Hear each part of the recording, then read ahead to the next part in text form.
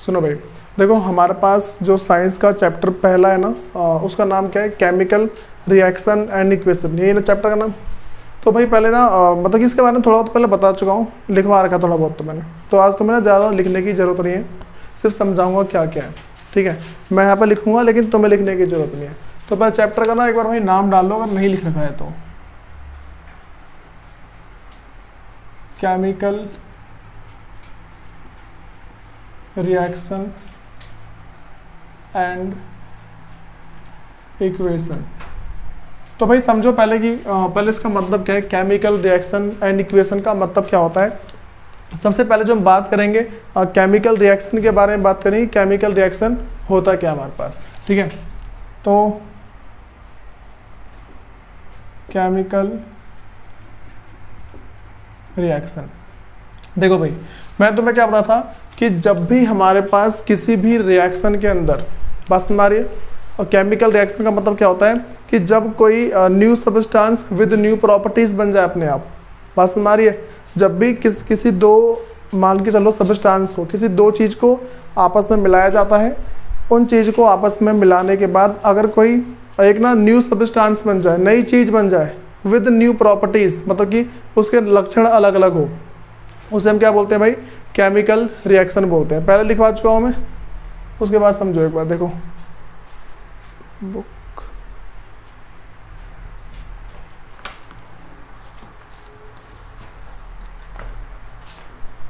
देखो भाई तो पहले ना जो मेरे पास की डेफिनेशन है पहले वो लिखवा दे रहा हूँ। हमारे पास क्या क्या है, मैंने लिखवाया था केमिकल रिएक्शन क्या होता है,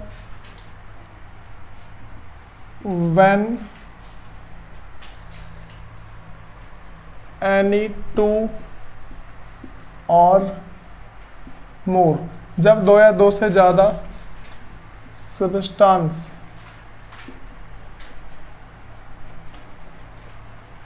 create new substance with new, या बोल सकते हैं with different chemical properties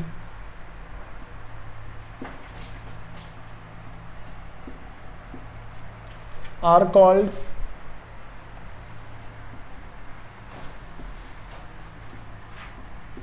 chemical reaction. बताओ भाई ये बातें पता लग रही क्या बोल रहा हूँ मैं इससे पहले समझा चुका हूँ, उसमें हमारे पास दोबारा वही सेम चीज़ है। मैंने कहा था कि व्हेन एनी टू और मोर सब्सटेंस, जब भी कोई दो या दो से सब्सटेंस क्या करते हैं, क्रिएट करते हैं न्यू सब्सटेंस, किसी एक नए सब्सटेंस को बनाते हैं विद डिफरेंट केमिकल प्रॉपर्टीज, मतलब कि अलग लक्षण के साथ। मैं तुम्हें एग्जांपल देता हूँ कि दूध है, ठीक है, दूध को दही में बदल दिया है। बात समझ, दूध किस में कन्वर्ट हो गया भाई, दही के अंदर। दूध की प्रॉपर्टी अलग होती है, दूध की जो प्रॉपर्टी होती है वो अलग होती है, और दही की प्रॉपर्टी अलग होती है। जैसे मान लो दूध क्या हल्का सा क्रीमी और मान लो थोड़ा सा मीठा होता है, ठीक है, लेकिन जो दही है वो कैसा होता है, थोड़ा सा ये मान लो खिसखिसा सा होता है और कैसा होता है, खट्टा स्वाद होता है उसका, यही तो होता है ना। तो केमिकल रिएक्शन क्या है भाई, केमिकल रिएक्शन जब भी हमारे पास कोई भी मान के चल लो कोई भी एलिमेंट, या फिर मान लो एक ना न्यू सब्सटेंस बनता है विद न्यू प्रॉपर्टीज, या फिर मान लो डिफरेंट प्रॉपर्टीज, उसे हम क्या बोलते हैं, केमिकल रिएक्शन बोलते हैं। ये बात तो लगी। उसके बाद भाई हमारे पास अगला है, नेक्स्ट हमारे पास है केमिकल इक्वेशन। बात समझ आ रही है। अच्छा इसके ना बहुत सारे एग्जाम्पल दिए सकते हैं, और तो वो तो भाई देख लो, चलो लिखवाता हूँ मैं इसका।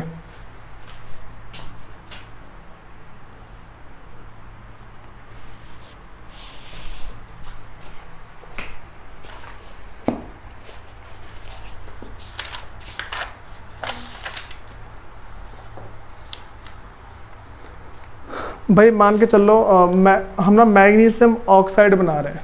बात समझ आ रही है। मैं क्या कर रहा हूँ भाई, मैग्नीशियम ऑक्साइड बना रहा हूँ। तो सबसे पहले हम क्या लेंगे, मैग्नीशियम।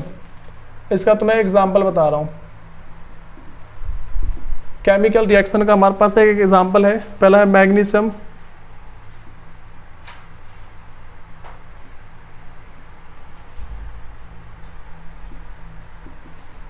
पहला मैग्नीशियम है भाई। मैग्नीशियम हमारे पास क्या होता है, एक रिबन होती है,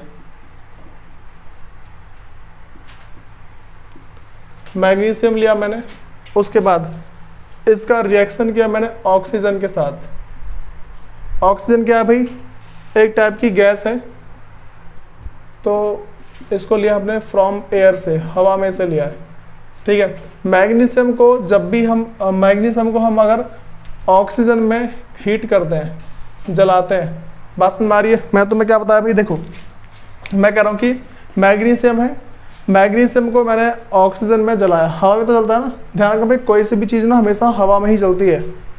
अच्छा कभी भी ना एक काम करना, एक कैंडल लेना, ठीक है, और उसके ऊपर ना मान लो ग्लास रख देना, ठीक, तो थोड़ी देर में क्या होगा भाई, बुझ जाती है अपने आप। ऐसा क्यों होता है, क्योंकि जब भी कोई आग जलती है ना, वो सीधा हमेशा किस में जलती है, हवा में जलती है, एयर में जलती है, ऑक्सीजन में बोल सकते हैं, किस में जलती है, ऑक्सीजन में जलती है।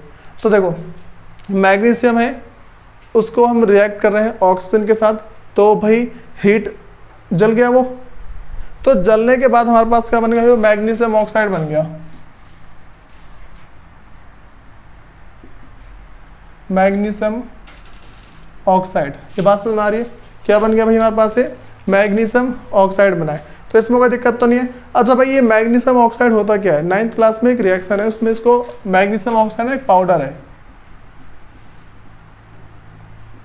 बात समझ आ रही है, मैग्नीशियम ऑक्साइड क्या पाउडर। देखो जब भी एक मैग्नीशियम की जो रिबन होती है ना, अगर हम उसको जलाते हैं, जलाने के बाद एक ना उसमें बहुत ही दूध के रंग का, ठीक है, बहुत ही सफ़ेद सफ़ेद सा धुआं निकलता है, और ना नीचे वो चीज़ ना पाउडर बन के गिरती रहती है, जो नीचे पाउडर बन के गिरी ना, उसे हम क्या बोलते हैं, मैग्नीशियम ऑक्साइड का पाउडर है। बात समझ आ गई। देखो हमने क्या किया, यहाँ पे मैग्नीशियम पहले रिबन थी, और ये क्या हवा है, ऑक्सीजन क्या है, गैस है, दो चीज़ को मिक्स किया, तो भाई आग लगी, क्या बना यहाँ पे, पाउडर बन गया।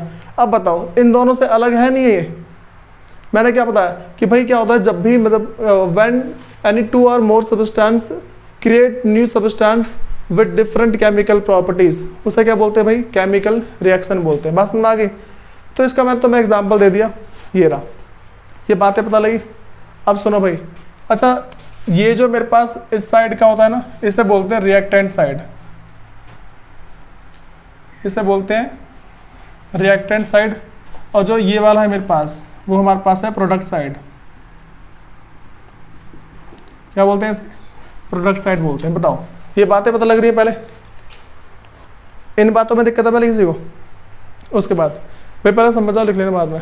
देखो भाई उसके बाद ना पहले केमिकल रिएक्शन का तुम्हें मतलब पता लग गया होगा, केमिकल रिएक्शन होते क्या है भाई, तुम्हें इसके ना बहुत सारे एग्जाम्पल मिल सकते हैं, ठीक है।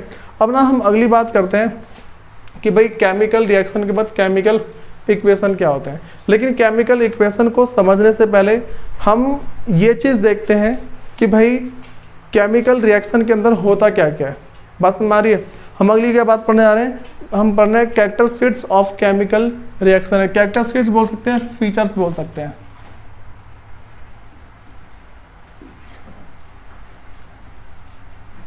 Features of chemical reaction. भाई सुनो, सबसे पहले ये जो वर्ड है ना फीचर, फीचर में तुम्हें समझाता हूँ कि फीचर्स का मतलब क्या होता है। तुम जब भी सेल फोन खरीदने जाते हो, मोबाइल खरीदने जाते हो, तुम क्या देखते हो, उसका फीचर देखते हो। फीचर का मतलब पता लगा कि उसका कैमरा कैसा है, बैटरी कैसी है, और मान लो उसकी स्क्रीन कैसी है, वाटरप्रूफ है नहीं है, इसके फीचर्स हो गए ना।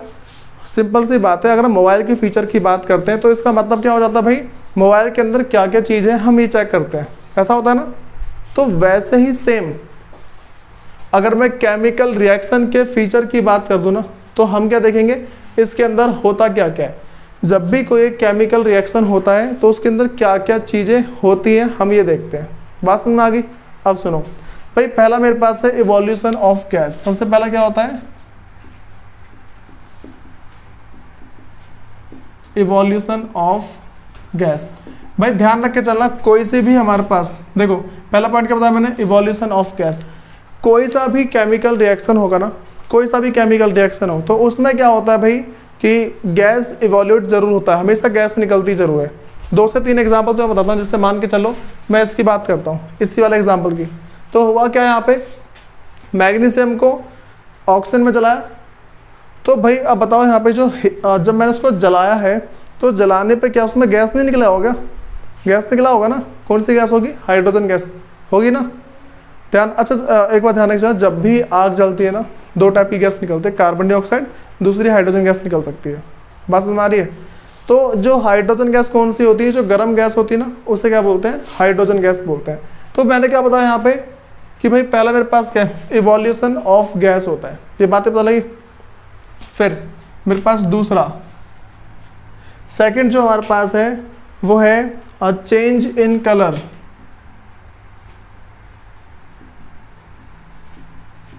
चेंज इन कलर है भाई, सुनो होता क्या है, जब भी हम किसी भी केमिकल रिएक्शन को देखते हैं ना, तो उसमें कलर जरूर चेंज होता है।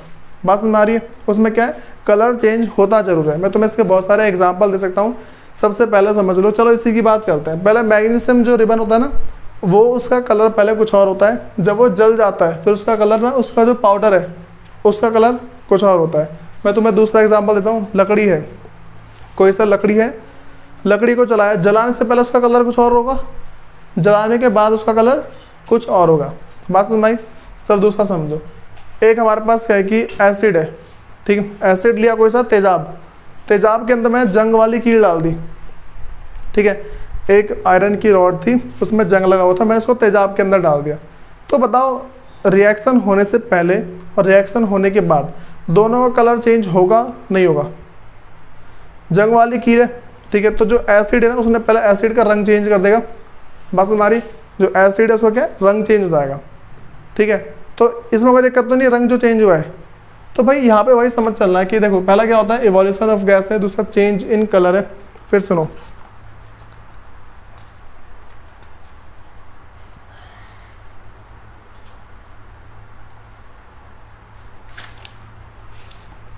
अब सुनो भाई, तीसरा हमारे पास है फॉर्मेशन ऑफ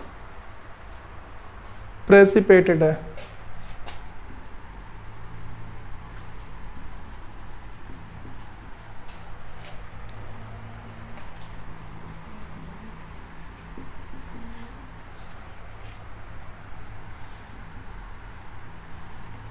ठीक है भाई, हमारे पास क्या है, फॉर्मेशन ऑफ प्रेसिपिटेट, मतलब प्रेसिपिटेट बोलते हैं इसको। अब भाई समझो हमारे पास है क्या ये, एक बात ध्यान रखकर चलना, कभी भी ना अगर कोई सा मान के चल लो, किसी एक चीज़ को, एक चीज़ का रिएक्शन किसी दूसरे चीज़ के साथ करते हैं, कोई एक नई चीज़ जरूर बन जाती है। बात समझ में आ रही है। जब भी किसी एक चीज़ को किसी दूसरे से मतलब रिएक्ट करते हैं ना, तो एक नई चीज़ जरूर बनती है। जैसे मान लो, अच्छा इसके अंदर कोई नई चीज़ बनी, बताता हूँ क्या। देखो पहले मैग्नीशियम रिबन था और ऑक्सीजन गैस थी, मतलब यहाँ पे ऑक्सीजन मेरे पास क्या एयर में से लिया था, यहाँ पे ऑक्सीजन गैस है ना। जैसे मैंने इसको जलाया, क्या क्या नया बना होगा, सबसे पहले हाइड्रोजन गैस बनी होगी। जब भी आग जलती है हाइड्रोजन गैस तो बनती है ना। ध्यान रखे चलना, कभी भी अगर आग जलती है तो तुम्हें गरम गरम फील होता है ना, उस गरम फील होने का क्या मतलब भाई कि वो आसपास हाइड्रोजन गैस है, ठीक है। तो हाइड्रोजन गैस, उसके बाद पाउडर बन गया एक, तो यहाँ पे देखो हमारे पास बन गया ना प्रेसिपिटेट। इसका मतलब ये होता है, देखो कभी भी हमारे पास अगर ऐसा होता है कि जैसे मान लो कोई सा केमिकल रिएक्शन होगा, ये तीन चेंजेस तो आएंगे, ठीक है। फिर हमारे पास नेक्स्ट है change in temperature, change in temperature. सुनो भाई, देखो अगर मैं बात कर दूं ना कि टेम्परेचर चेंज कैसे होता है, सुनो मैंने क्या बोला कि अगर टेम्परेचर चेंज की बात करते हैं तो टेम्परेचर चेंज कैसे होता है, कोई सी भी चीज़ है। अगर अच्छा चलो खाना बनाने की बात करते हैं, खाना बनाना भी ना एक केमिकल रिएक्शन है, चाय बनाना भी केमिकल रिएक्शन है। बात समझ में आई। चाय जो बना रहे हैं उस वो भी क्या है, केमिकल रिएक्शन है। उसमें पहले मान लो क्या हुआ, हाइड्रोजन ऑक्साइड मिला है, फिर चाय पत्ती, हाइड्रोजन ऑक्साइड पता है पानी होता है, H2O, ध्यान रख के चलना। जब हमारे पास H2O है, H2O, ठीक है, ये हमारे पास क्या भाई वाटर है, ठीक है। तो हमने क्या किया, पहले हाइड्रोजन ऑक्साइड लिया, हाइड्रोजन ऑक्साइड में नई नई चीज़ें मिलाई, तो एक नई चीज़ बन गई ना। बात समझ आ रही है, ठीक है। क्या हुआ हमारे पास, क्या है कि नई नई जो हमारे पास नई नई चीज़ें बनी हैं, तो अब इससे क्या हुआ, उसका पहले कलर चेंज हुआ होगा, उसमें से गैस भी इवोल्यूट होगी, फिर चला जा, ठीक है। हमारे पास क्या क्या हुआ होगा, जैसे मान के चलो जब भी कोई केमिकल, चाय बनाने की बात कर रहा हूँ मैं सिंपल, ठीक है, जो चाय बनाने की बात कर रहा हूँ, तो उसमें क्या होता है, सबसे पहले पानी का कलर पहले कुछ और था, बाद में कुछ और हो गया, उसमें गैस निकली होगी नहीं निकली होगी, ऊपर भाप निकलता है ना, तो कौन सी गैस होती है, हाइड्रोजन गैस होती है, ठीक है। तो उसके बाद भाई अब ना वैसी बात कर रहा हूँ, उसका चेंज मतलब टेम्परेचर में चेंज आता है या नहीं आता है, जो टेम्परेचर है उसमें चेंज आता है या फिर नहीं आता। जो पानी था पहले वो पहले ठंडा था, बाद में क्या हुआ, गर्म हुआ ना, गर्म। तो भाई ये मेरे पास क्या हो, पहले टेम्परेचर कुछ और था, बाद में टेम्परेचर क्या है कुछ और हो गया, ये बातें पता लग गई। उसके बाद भाई लास्ट में हमारे पास है चेंज इन स्टेट।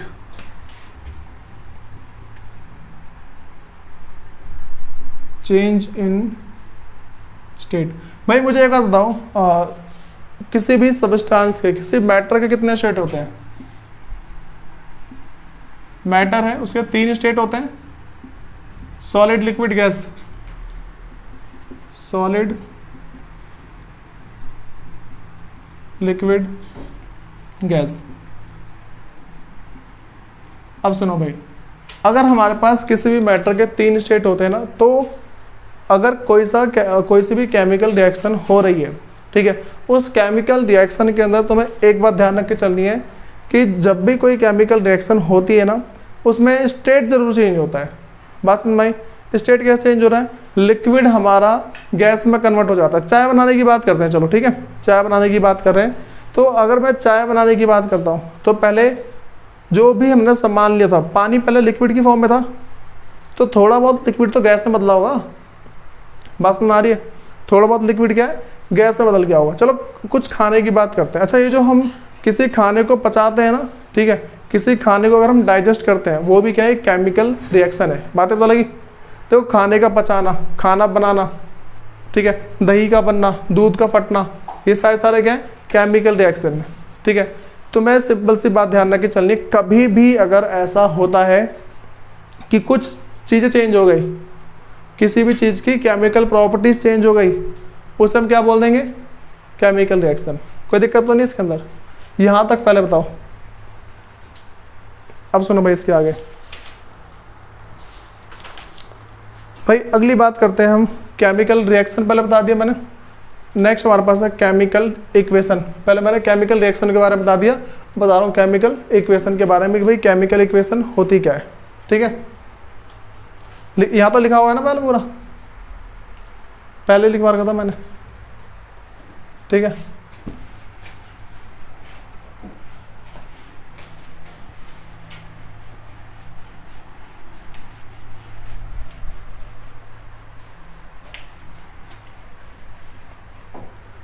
सुनो भाई, अब जो हमारे पास थर्ड पॉइंट है वो है केमिकल इक्वेशन, ठीक है। क्या बात समझना भाई हमें, थर्ड क्या है हमारे पास, केमिकल इक्वेशन है। मैं तुम्हें सिंपल सी बात बताता हूँ, केमिकल इक्वेशन का मतलब क्या होता है। जब भी किसी केमिकल रिएक्शन को इक्वेशन की फॉर्म में प्रेजेंट किया जाता है, बात समझ आ रही है, जब भी किसी केमिकल रिएक्शन को इक्वेशन की फॉर्म में प्रेजेंट किया जाता है, उसे क्या बोलते हैं, केमिकल इक्वेशन बोलते हैं। बातें तो लगी। अब सुनो, तो when any chemical reaction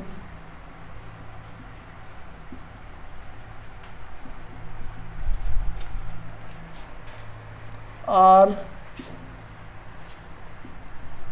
present with the help of equation are called chemical equation।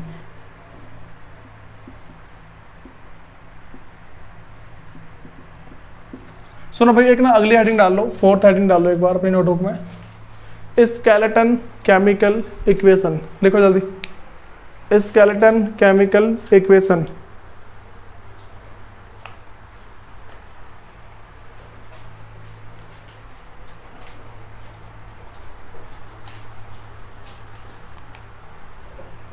अब सुनो भाई, देखो स्केलेटन केमिकल इक्वेशन का मतलब क्या हो जाता है, स्केलेटन केमिकल इक्वेशन का सिंपल सा एक मतलब निकल के आता है कि जब भी हम किसी भी केमिकल रिएक्शन को सिंबल या फॉर्मूले की फॉर्म में लिखते हैं, बात समझ में आ गई। जब भी किसी केमिकल रिएक्शन को हम सिंबल या फॉर्मूले की फॉर्म में लिखते हैं ना, उसे हम क्या बोलते हैं, स्केलेटन केमिकल इक्वेशन। बातें तो लगी, तो सिंपल सा क्या बोल सकते हैं ऐसे। अच्छा वैसे ना इसको भी वही बोल सकते हैं, दोनों का मतलब एक ही होता है, केमिकल इक्वेशन हो या फिर स्केलेटन केमिकल इक्वेशन हो, बात वही पड़ती है, कोई दिक्कत तो नहीं है। तो भाई इसका ना लिख सकते हैं, फोर्थ का लिख लो या फिर इसका लिख लो, बात वही पड़ती है। The method of presenting chemical reaction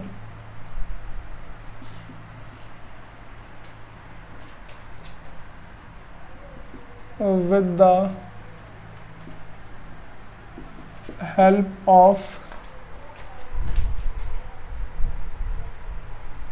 symbol और फॉर्मूले आर कॉल्ड केमिकल इक्वेशन। भाई यहाँ पे तुम ना स्केलेटन भी डाल सकते हो, ठीक है भाई। स्केलेटन का मतलब वही कंकाली बोल सकते हैं, इसको हिंदी में बोलते हैं, ठीक है, बात समझ में आ गई। भाई देखो इतना करने के बाद हमारे पास जो सबसे इम्पोर्टेंट टॉपिक आता है वो है balance and unbalance of chemical equation है, ठीक है। अब समझो भाई हमारे पास होता क्या है, जैसे मैं तुमसे ना नेक्स्ट हमारे पास हेडिंग डालो बैलेंसिंग ऑफ केमिकल इक्वेशन, ठीक है। क्या समझा रहा हूँ भाई मैं, बैलेंसिंग ऑफ केमिकल इक्वेशन है। समझो ये होता क्या है, इसके क्वेश्चन इस क्लास में नहीं होंगे, वो होंगे नेक्स्ट क्लास के अंदर ही होंगे, ठीक है। इसका भी सिर्फ बेस समझा रहा हूँ। अब देखो भाई बैलेंसिंग ऑफ केमिकल इक्वेशन का मतलब क्या होता है।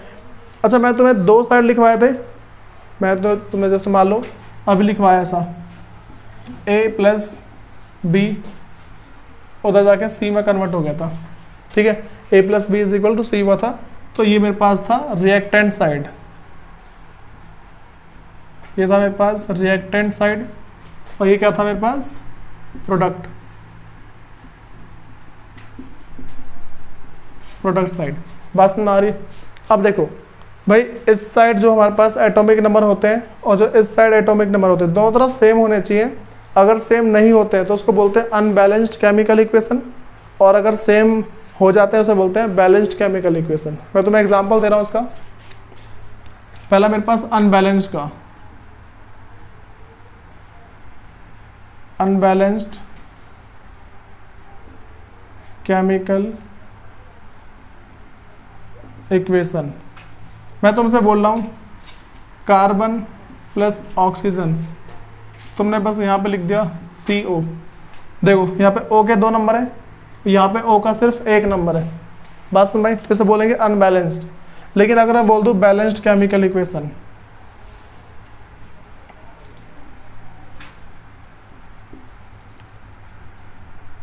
बैलेंस्ड केमिकल इक्वेशन, तो भाई इसका मतलब क्या हो जाएगा, मैं ऐसे लिख रहा हूँ C+O2 = CO2, ठीक है, CO2। ये बात पता लगी, C+O2 के मेरे पास क्या होगा, CO2। C एक बार है यहाँ पे, यहाँ भी C एक बार है, यहाँ पे O 2 बार है, यहाँ भी O 2 बार है। इसे हम क्या बोलेंगे भाई, बैलेंस्ड केमिकल इक्वेशन। बात समझ में आ गई। तो हमें भाई ध्यान रख के क्या चलना है कि अगर हम बैलेंसिंग ऑफ केमिकल इक्वेशन की बात करते हैं ना, कि बैलेंसिंग ऑफ केमिकल इक्वेशन होता क्या है, LHS को RHS के इक्वल करने का जो मेथड होता है उसे क्या बोलते हैं, बैलेंसिंग केमिकल इक्वेशन। एग्जाम में क्वेश्चन आता है इसका, ठीक है।